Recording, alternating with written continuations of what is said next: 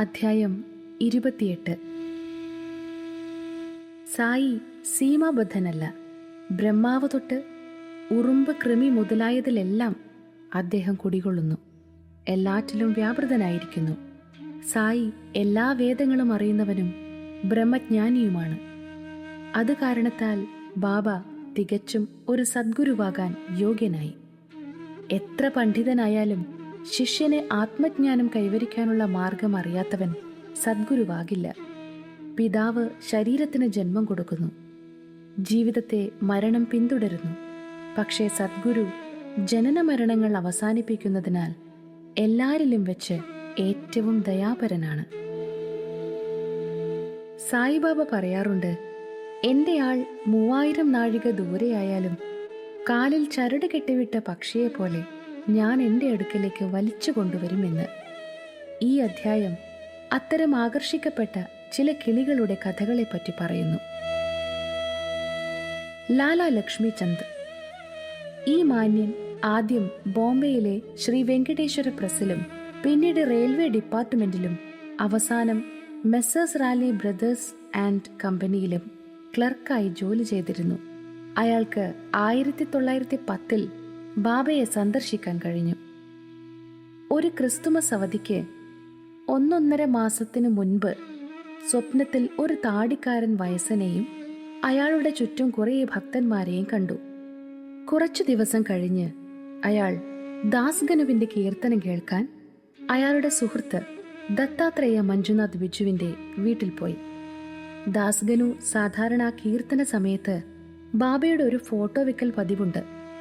ആ ചിത്രം കണ്ടപ്പോൾ ലക്ഷ്മിചന്ദന് അയാൾ സ്വപ്നത്തിൽ കണ്ടത് സായിബാബയാണെന്ന് തീരുമാനിക്കുകയും ചെയ്തു.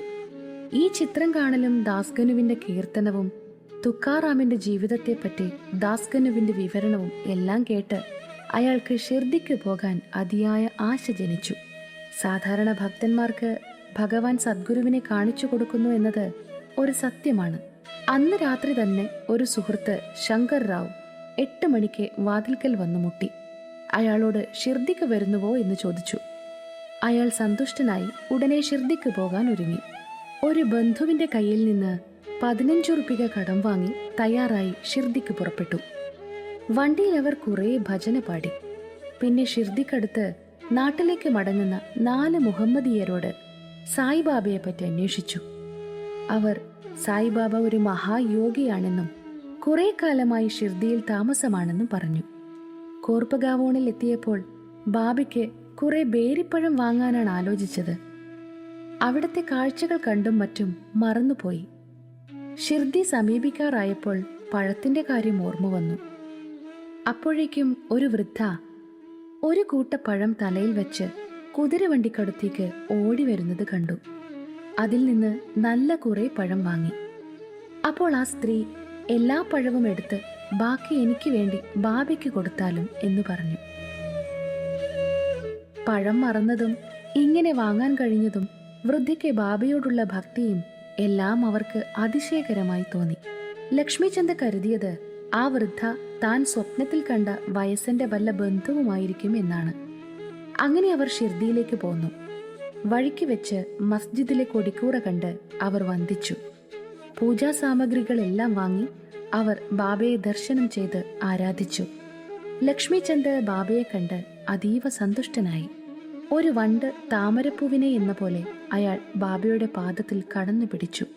അപ്പോൾ ബാബ ഇപ്രകാരം പറഞ്ഞു, സൂത്രക്കാരൻ അവൻ വഴിക്ക് ഭജന ചൊല്ലും, എന്നിട്ട് ആളുകളോട് അന്വേഷിക്കും.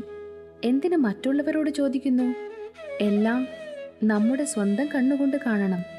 നിന്റെ സ്വപ്നം ശരിയോ അല്ലയോ എന്ന് ആലോചിച്ചാൽ പോരെ. ഒരു മാർവാടിയോട് കടം വാങ്ങി ദർശനത്തിന് വരാൻ എന്തായിരുന്നു ആവശ്യം? ഇപ്പോൾ ഹൃദയത്തിലെ ആഗ്രഹം സാധിച്ചില്ലേ? ഈ വാക്കുകൾ കേട്ട് ബാബയുടെ സർവന്തര്യാമിത്വം ബോധ്യമായി ലക്ഷ്മിചന്ദ് അതിശയിച്ചു പോയി. വഴിക്ക് വെച്ചുണ്ടായ സംഗതികൾ എങ്ങനെ ബാബ അറിഞ്ഞു എന്നയാൾക്ക് മനസ്സിലായില്ല. ഇതിൽ പ്രധാന കാര്യം ബാബ ദർശനത്തിനോ പുണ്യദിവസം കൊണ്ടാടുന്നതിനോ തീർത്ഥാടനത്തിനോ കടം വാങ്ങുന്നത് ബാബ ഇഷ്ടപ്പെട്ടിരുന്നില്ല എന്നതാണ്. സൻസ. ഉച്ചയ്ക്ക് ലക്ഷ്മിചന്ദ് ഭക്ഷണത്തിനിരിക്കുമ്പോൾ അയാൾക്ക് ഒരു ഭക്തനിൽ നിന്ന് കുറച്ച് സൻസ, അതായത് ഗോതമ്പ് പായസം പ്രസാദമായി കിട്ടി. അയാൾ വളരെ സന്തോഷിച്ചു. പിറ്റേന്നും സൻസ കിട്ടുമെന്ന് കരുതി. പക്ഷെ കിട്ടിയില്ല. അടുത്ത ദിവസം ഉച്ചയ്ക്കുള്ള ആരതിക്ക് ശേഷം ബാബയ്ക്ക് എന്ത് നൈവേദ്യമാണ് കൊണ്ടുവരേണ്ടതെന്ന് ബാപ്പു സാഹിബ് ജോഗ് ചോദിച്ചു. ബാബ സൻസ കൊണ്ടുവരാൻ പറഞ്ഞു. ഭക്തന്മാർ 2 വലിയ പാത്രം നിറയെ സൻസ കൊണ്ടുവന്നു. ലക്ഷ്മി ചന്ദിനും വിശപ്പും പുറത്ത് വേദനയുമുണ്ടായിരുന്നു. ബാബ പറഞ്ഞു, വിശക്കുന്നത് നല്ലതാണ്, സൻസ കഴിച്ചോളൂ, പുറം വേദനയ്ക്ക് എന്തെങ്കിലും മരുന്നും കഴിക്കൂ. അപ്പോഴും അയാളുടെ മനസ്സിലുള്ളത് ബാബ അറിഞ്ഞതിൽ അയാൾ അതിശയിച്ചു. എത്രമാത്രം സർവന്തര്യാമിയാണ് ബാബ എന്ന് നോക്കുക. കരിങ്കണ്ണ്. ഈ അവസരത്തിൽ ലക്ഷ്മി ചന്ദ് ചാവടിയിലേക്കുള്ള എഴുന്നള്ളിപ്പ് കണ്ടു. അന്നേരം ബാബ വല്ലാതെ ചുമച്ചിരുന്നു. അയാൾ കരുതി ബാബയുടെ ചുമ ആരുടെയോ കരിങ്കണ്ണ് കാരണമാണെന്ന്. പിറ്റേന്ന് അയാൾ മസ്ജിദിൽ പോയപ്പോൾ ബാബ ശ്യാമയെ വിളിച്ചു പറഞ്ഞു, ഇന്നലെ രാത്രി ഞാൻ വല്ലാതെ ചുമച്ചു, അത് കരിങ്കണ്ണു പറ്റിയതാണോ? ആരുടെയോ കരിങ്കണ്ണു കൊണ്ടാണ് ഞാൻ ചുമയ്ക്കുന്നതെന്നാണ് തോന്നുന്നത്. ബാബ ലക്ഷ്മി ചന്ദ് വിചാരിച്ചത് പറഞ്ഞതാണത്. ഇതെല്ലാം കണ്ട് ബാബയെപ്പറ്റി പരമാത്മാവാണെന്ന് ബോധ്യപ്പെട്ട് അയാൾ കാൽക്കൽ വീണു. ഞാൻ ദർശനം കൊണ്ട് കൃതാർത്ഥനായി, എന്നോട് കനിവുണ്ടായി രക്ഷിക്കണം. അവിടുത്തെ പാദങ്ങളില്ലാതെ എനിക്ക് മറ്റൊരു ദൈവമില്ല. എൻ്റെ മനസ്സ് അവിടുത്തെ ഭജനയിലും പാദങ്ങളിലും മാത്രം വ്യാപൃതമാവട്ടെ. അവിടുത്തെ ദയ എന്നെ എല്ലാ കഷ്ടതകളിൽ നിന്നും രക്ഷിക്കട്ടെ. എനിക്ക് സദാ അവിടുത്തെ നാമം ജപിക്കാൻ കഴിയുമാറാവട്ടെ. ബാബയുടെ ഉദിയും അനുഗ്രഹവും വാങ്ങി സ്നേഹിതനോടൊപ്പം അയാൾ വീട്ടിലേക്ക് മടങ്ങി തൃപ്തനായി വഴി നീളെ ബാബയെപ്പറ്റി കീർത്തിച്ചു. പിന്നീട് എല്ലായ്പ്പോഴും ബാബയുടെ പരമഭക്തനായിരുന്നു. ആര് അടുത്ത പ്രദേശത്തു നിന്ന് ഷിർദിക്ക് വരുമ്പോഴും അയാൾ ദക്ഷിണയും കർപ്പൂരവും മാലകളും അയച്ചുകൊണ്ടിരുന്നു. ബർഹാംപൂർക്കാരി. ഇനി മറ്റൊരു കിളിയെപ്പറ്റി കേൾക്കുക. ബർഹാംപൂരിലെ ഒരു സ്ത്രീ സ്വപ്നത്തിൽ ബാബ വന്ന് കിച്ചടി യാചിക്കുന്നതായി കണ്ടു. ഉണർന്നു നോക്കിയപ്പോൾ ആരെയും കണ്ടില്ല. ഈ സ്വപ്നം കണ്ട് സന്തുഷ്ടയായി അവർ ഭർത്താവിനോടും മറ്റെല്ലാവരോടും വിവരം പറഞ്ഞു. അയാൾ പോസ്റ്റൽ ഡിപ്പാർട്ട്മെന്റിൽ ജോലിക്കാരനായിരുന്നു. അയാൾക്ക് അക്കാലയിലേക്ക് മാറ്റം കിട്ടിയപ്പോൾ ഭാര്യയും ഭർത്താവും കൂടി ഷിർദിയിലേക്ക് പോവാൻ തീർച്ചപ്പെടുത്തി. ഒരു ദിവസം ഷിർദിക്ക് പുറപ്പെട്ട് വഴിക്ക് വെച്ച് ഗോമതി തീർത്ഥം സന്ദർശിച്ച് ഷിർദിയിലെത്തി അവിടെ 2 മാസം താമസിച്ചു. എല്ലാ ദിവസവും മസ്ജിദിൽ പോയി ബാബയെ ആരാധിച്ച് സന്തോഷമായി കഴിഞ്ഞുകൂടി. അവർ ബാബയ്ക്ക് കിച്ചടി നൈവേദ്യം കൊടുക്കാൻ വന്നതായിരുന്നു. പക്ഷേ ആദ്യത്തെ 14 ദിവസം അതിന് സാധിച്ചില്ല. സ്ത്രീക്ക് ഈ അമാന്തം തീരെ ഇഷ്ടപ്പെട്ടിരുന്നില്ല. 15-ാം ദിവസം ഉച്ചയ്ക്ക് കിച്ചടിയുമായി അവർ മസ്ജിദിൽ വന്നു. അപ്പോൾ ബാബയും മറ്റുള്ളവരും ഭക്ഷണത്തിനിരുന്നതായും മറശ്ശീല താഴ്ത്തിയിട്ടതുമായാണ് കണ്ടത്. ആരും മറശ്ശീല താഴ്ത്തിയാൽ പ്രവേശിക്കാൻ ധൈര്യപ്പെട്ടിരുന്നില്ല. ആ അമ്മയ്ക്ക് അതൊന്നും അറിഞ്ഞിരുന്നില്ല. അവർ കർട്ടൻ പൊന്തിച്ചകത്ത് കടന്നു. അന്ന് ബാബയ്ക്ക് കിച്ചടി വേണമെന്ന് പറഞ്ഞിരുന്നു. കിച്ചടി കണ്ട ഉടനെ ബാബ അത് വാങ്ങി വാരി വാരി കഴിക്കാൻ തുടങ്ങി. ഇത് കണ്ട് എല്ലാവരും അതിശയിക്കുകയും ഭക്തന്മാരോടുള്ള ബാബയുടെ പ്രേമത്തെപ്പറ്റി അവർക്ക് ബോധ്യമാവുകയും ചെയ്തു. മേഘ. ഇനി 3ാമത്തെയും ഏറ്റവും വലുതുമായ കിളിയെപ്പറ്റി നോക്കാം. വീരംഗാവോണിലെ മേഘ. വീരംഗാവോണിലെ മേഘ അക്ഷരാഭ്യാസം പോലുമില്ലാത്ത ശുദ്ധഗതിക്കാരനായ ബ്രാഹ്മണനും റാവു ബഹദൂർ സദയുടെ പാചക വേലക്കാരനുമായിരുന്നു. അയാൾ ശിവഭക്തനായതുകൊണ്ട് സദാനേരവും നമഃശിവായ എന്ന് ജപിക്കുമായിരുന്നു. അയാൾക്ക് സന്ധ്യാവന്ദനമോ ഗായത്രിയോ ഒന്നും അറിയില്ലായിരുന്നു. റാവു ബഹദൂർ സാദെ അയാളിൽ തൽപരനായി സന്ധ്യാവന്ദനവും ഗായത്രിയും പഠിപ്പിച്ചു. സാദെ അയാളോട് ഷിർദിയിലെ സായിബാബ ശിവാവതാരമാണെന്ന് പറഞ്ഞ് അയാളെ ഷിർദിയിലേക്ക് പുറപ്പെടുവിച്ചു. ബ്രോച്ച് റെയിൽവേ സ്റ്റേഷനിൽ വെച്ച് സായിബാബ മുസ്ലിമാണെന്ന് കേട്ടപ്പോൾ അയാളുടെ ശുദ്ധഗതിയും യാഥാസ്ഥിതികത്വവും കാരണം ഒരു മുസ്ലിമിനെ വണങ്ങുന്ന കാര്യത്തിൽ നന്നേ വിഷമം തോന്നി. എന്നിട്ട് യജമാനനോട് തന്നെ അങ്ങോട്ടേക്ക് അയക്കരുതെന്ന് അപേക്ഷിച്ചു.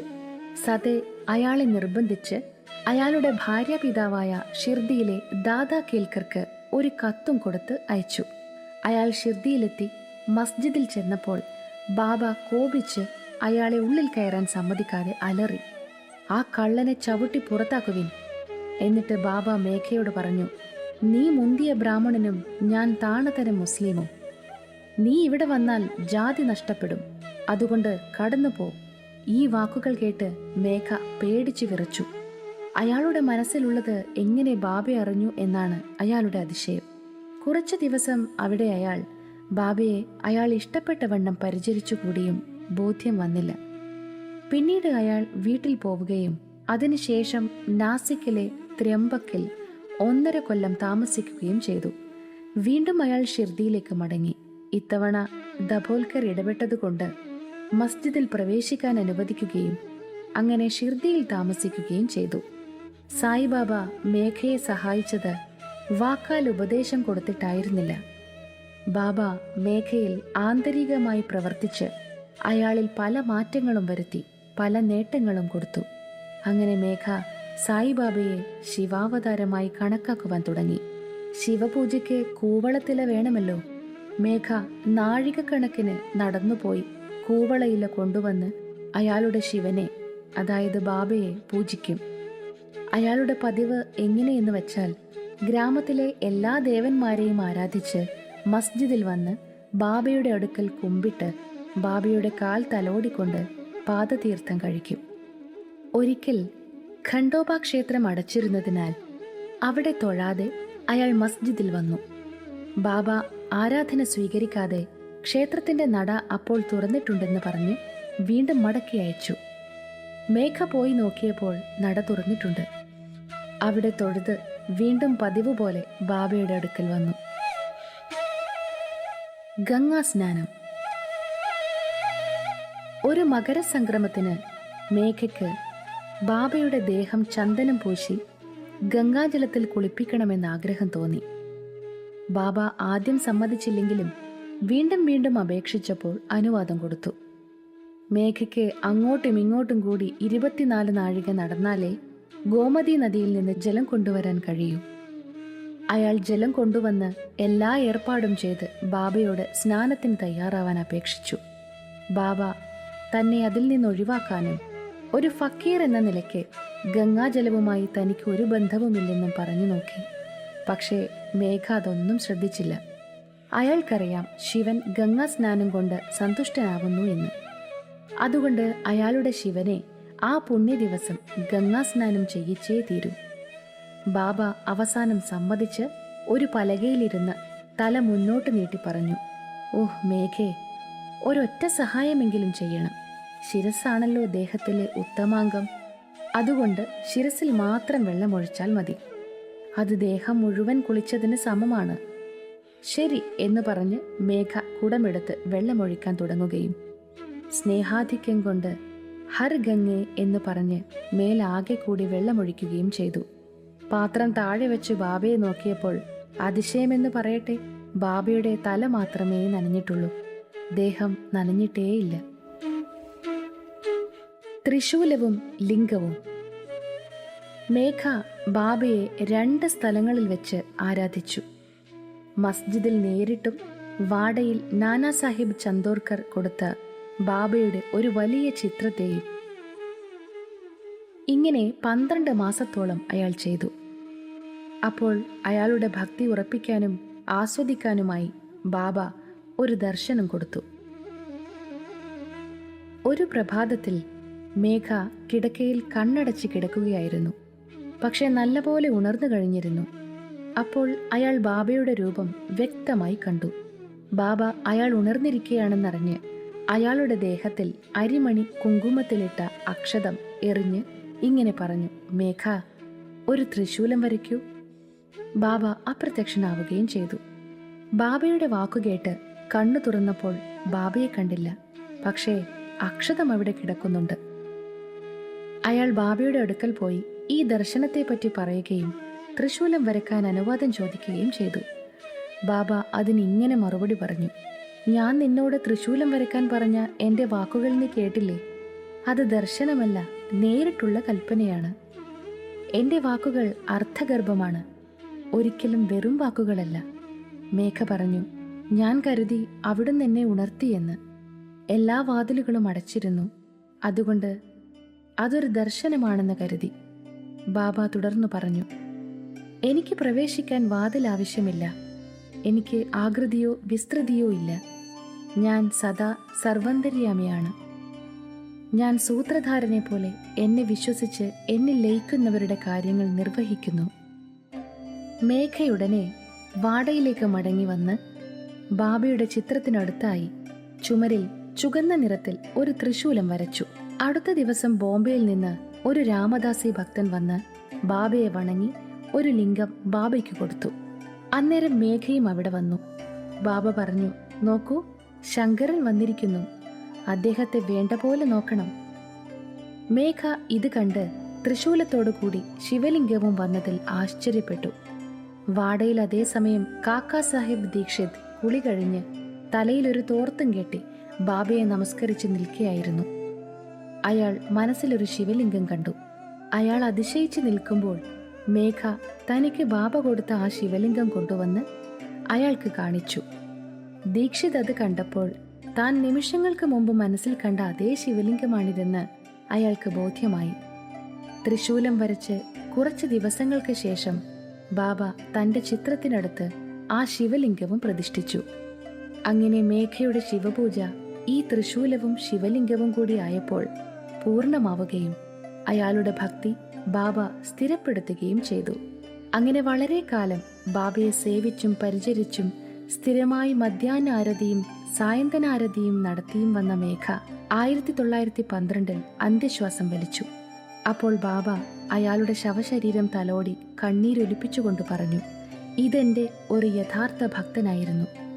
ബാബ തന്റെ സ്വന്തം ചെലവിൽ ശവദാഹശേഷം ബ്രാഹ്മണ സദ്യ നടത്താൻ കൽപ്പിക്കുകയും ആ കൽപ്പന കാക്കാ സാഹിബ് ദീക്ഷിതിന്റെ മേൽനോട്ടത്തിൽ നടപ്പിലാക്കുകയും ചെയ്തു. ശ്രീ സായിയെ നമിക്കുവിൻ. ലോകശാന്തി ഭവിക്കട്ടെ.